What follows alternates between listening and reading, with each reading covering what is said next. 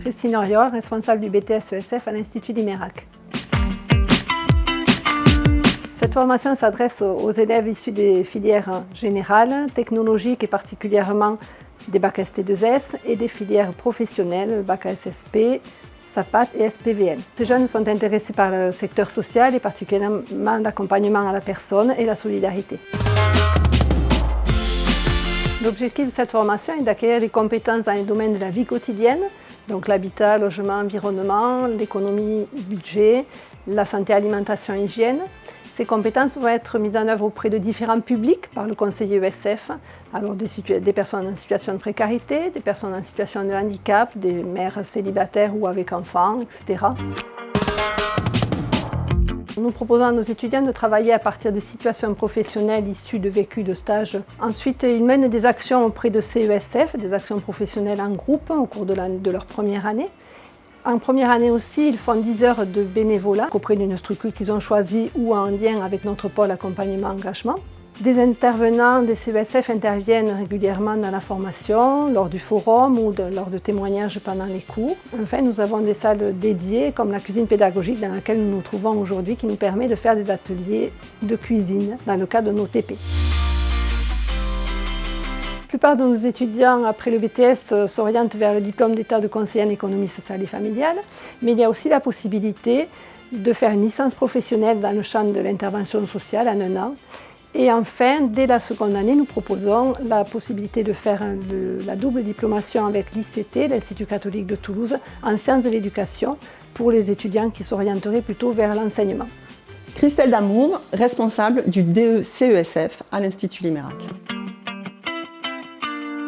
Donc après un parcours en BTS ESF, les étudiants ont la possibilité de poursuivre en diplôme d'état de conseiller en économie sociale familiale.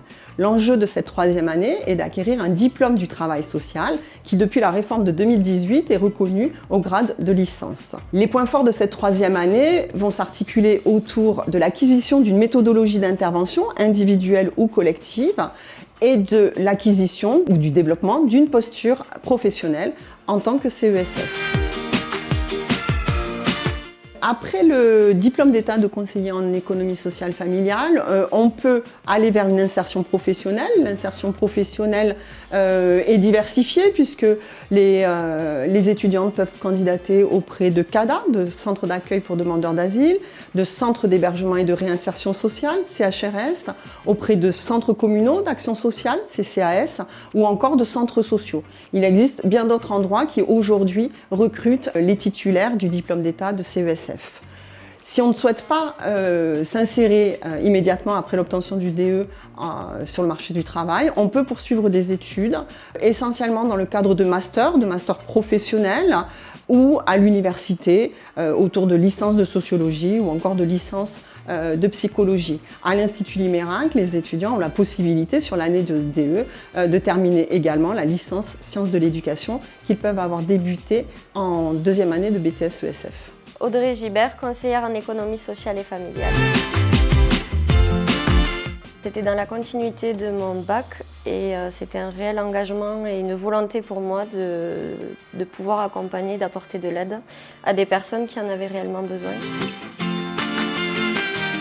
Donc les 2 modules qui m'ont marqué à l'Imérac, ça a été connaissance des publics et travail en réseau et en partenariat.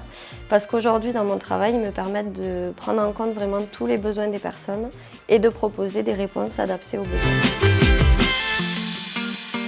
Après le BTS et le DE-CESF, j'ai poursuivi un master à l'INSPE à Toulouse.